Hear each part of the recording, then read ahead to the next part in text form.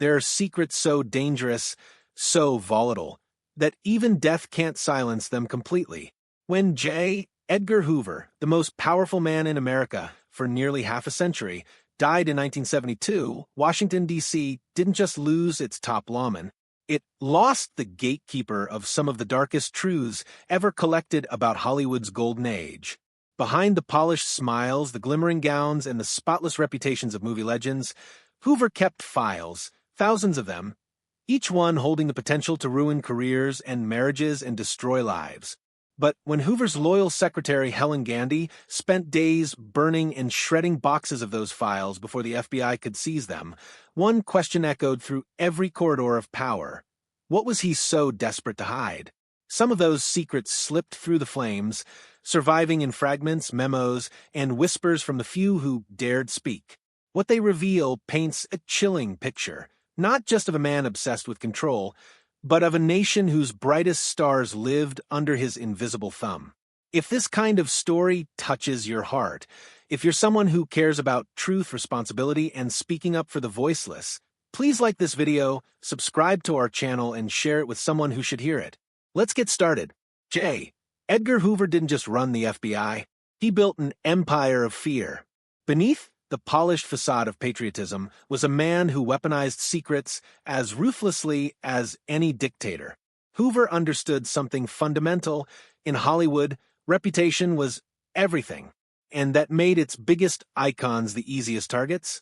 He spied on politicians and presidents, yes, but movie stars were his trophies. Their fame could distract the public, shape opinion, even topple careers. If an actor or actress refused to play by his rules, Hoover could open a file, and suddenly their private life became their prison. He didn't need to fabricate lies. He had surveillance, informants, and an army of agents collecting every whisper. The files were said to contain photos, recordings, and letters so personal that even the most scandalous tabloids of the time wouldn't have dared print them. One of Hoover's favorite subjects was himself, or rather, the image of himself he needed the world to believe in. He posed as America's moral guardian, an untouchable symbol of integrity. But deep within those very same files lay the rumors he feared most. For decades, whispers followed Hoover about his private life, claims that he lived a double existence, hiding behind his spotless public image while secretly entangled in the kind of scandal he so viciously pursued in others. There were reports of compromising photographs, of nights spent with his longtime associate Clyde Tolson, of encounters so scandalous that even Hoover's enemies kept them quiet out of fear. Whether these rumors were true or planted as insurance, one fact remains. Hoover's paranoia about exposure made him even more dangerous. He believed that by destroying others, he could keep his own secrets safe. Among the first celebrities to fall under Hoover's microscope were Cary Grant and Randolph Scott. They were two of the biggest leading men of their day, handsome, charming, and inseparable. They shared a home for 12 years, calling it Bachelor Hall, and the tabloids at the time hinted at more than friendship. For Hoover, that was enough. In an era when any suggestion of homosexuality could end a career, he ordered detailed reports on the pair. Agents shadowed them, interviewed neighbors, and even photographed their gatherings. Hollywood studios, terrified of scandal, pushed both men to distance themselves. What should have been a private friendship became a national spectacle of coded rumors and quiet fear. Hoover didn't just spy, he shaped the public narrative. Every leaked story, every anonymous source feeding the tabloids could be traced back to someone inside his network. He weaponized shame long before social media, made it an art form. But his obsession wasn't limited to sexual secrets. Hoover also pursued those he saw as politically or morally dangerous, especially anyone sympathetic to leftist causes. Charlie Chaplin, perhaps the most beloved actor of the early 20th century, became one of his biggest targets. Chaplin's crime wasn't theft or violence, it was compassion. He spoke out against war, against poverty, and against the growing tide of fascism. To Hoover, that made him a threat. The FBI opened a massive file on Chaplin, tracking his movements, his lovers, his political donations, even his jokes. When Chaplin's film The Great Dictator mocked Hitler, Hoover quietly seethed. After years of surveillance, he found his chance. In 1952, when Chaplin left for London, the United States revoked his visa. America's beloved tramp was effectively exiled, his career in Hollywood destroyed. The man who made the world laugh died a stranger to the country that had once adored him. No story, however, loomed larger or darker than Marilyn Monroe's. By the 1950s, Monroe was more than a movie star. She was a symbol of everything America worshipped: beauty, fame, desire, vulnerability. But to Hoover, she was also a ticking time bomb. Her connections to President John F. Kennedy and his brother Robert made her both powerful and dangerous. The FBI began watching her years before her mysterious death in 1962. Declassified documents show Hoover's agents bug hotel rooms, interviewed friends, and monitored her phone calls. They compiled pages of notes about her meetings with the Kennedys, her emotional state, and her alleged threats to expose state secrets. Then came her death, officially ruled a suicide, though countless inconsistencies remained. Hoover's files on Monroe were immediately sealed. Some say he used them to pressure the Kennedy administration. Others believe he destroyed them to hide what they revealed. What's certain is that the truth about Monroe's final days remains buried beneath decades of silence. Frank Sinatra was another who couldn't escape Hoover's reach. To America, Sinatra was the voice of charm and rebellion. To Hoover, he was a man who knew too much. The FBI's file on Sinatra eventually swelled to over 2,000 pages.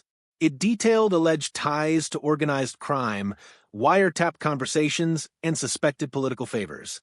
Hoover both courted and threatened him, using Sinatra's fame when it suited him and turning on him when it didn't. Rumors swirled that Sinatra once tried to gain favor by offering Hoover connections to Hollywood insiders, even attempting to introduce him to mob bosses for mutual benefit. Whether out of fear or strategy, Sinatra always spoke of Hoover with respect. But privately, he told friends that he felt watched his entire life. The deeper you go into Hoover's world, the more disturbing it becomes. During the 1940s and 1950s, he spearheaded what became known as the Lavender Scare, a ruthless campaign to purge gay and lesbian individuals from government and entertainment. Hoover claimed it was about national security, arguing that such individuals were vulnerable to blackmail. But in truth, he used that fear to tighten his control. FBI agents were ordered to identify suspected homosexuals in Hollywood and Washington alike. Careers were destroyed based on rumors, anonymous tips, or intercepted letters. For every name Hoover exposed, he secured another silence. And while he publicly condemned immorality, his own files contained evidence that could have destroyed his own career 10 times over.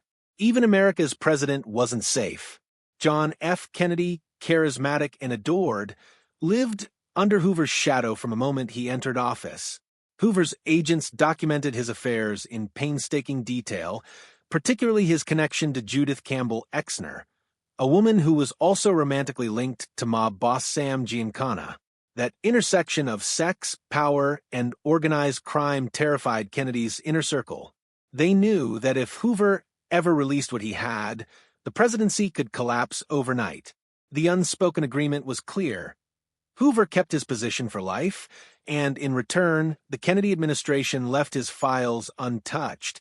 It was the ultimate form of blackmail, one man holding an entire government hostage through secrets. Hoover's control reached even into death. The mysterious passing of actress Thelma Todd in 1935 remains one of Hollywood's most unsettling cases. Found dead in her car, Todd was ruled to have died of carbon monoxide poisoning.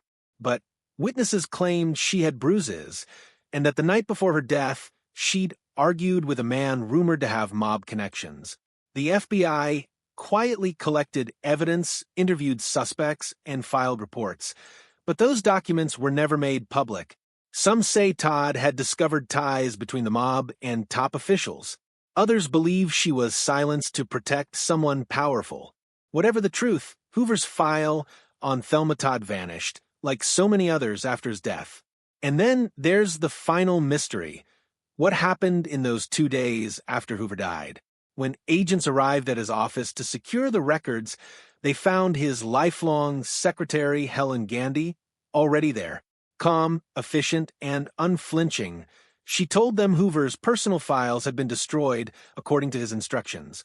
Witnesses saw her feeding papers into shredders and burning stacks of folders in the office fireplace. What exactly did those files contain? Some historians believe they held evidence of Hoover's private life, letters, photos, bank statements. Others think they documented a web of corruption so vast it could have shaken the foundations of Washington and Hollywood alike. Gandy never spoke publicly about what she destroyed. She took those secrets to her grave, just as Hoover intended. Today, only fragments remain, scattered memos, partial transcripts, and redacted pages that hint at what once existed. Historians continue to piece them together like shards of a broken mirror, revealing a distorted reflection of power, fear, and obsession. Hoover's reign was built on a simple truth: information is power. He ruled not through laws or guns, but through whispers. And in Hollywood, whispers were deadlier than bullets.